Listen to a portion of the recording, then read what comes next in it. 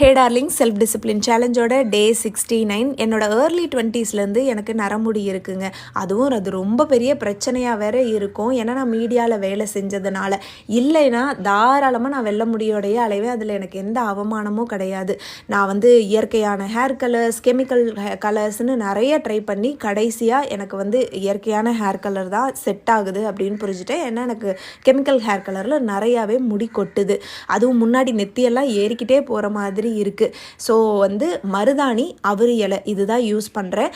மருதாணி முந்தின நாள் நைட்டு டீ டிகாஷன் நல்லா திக்காக போட்டுட்டு ஆற வச்சுட்டு அதில் மருதாணி பொடியை மிக்ஸ் பண்ணி ஓவர் நைட் ஊற வச்சு காலையில் ட்ரை ஹேர், அதாவது எண்ணெல்லாம் தேய்க்காத முடியல வெள்ளை முடி இருக்கிற இடம் எல்லாமே நீங்கள் மண்டை ஃபுல்லாகவே அப்ளை பண்ணிக்கலாம். ஏன்னா மருதாணி ரொம்ப நல்லது தான். ஒரு 2 மணி நேரம் உங்களுக்கு சைனஸோ சளி ப்ராப்ளமோ இருந்தால் டைமிங்கை குறைச்சிக்கோங்க.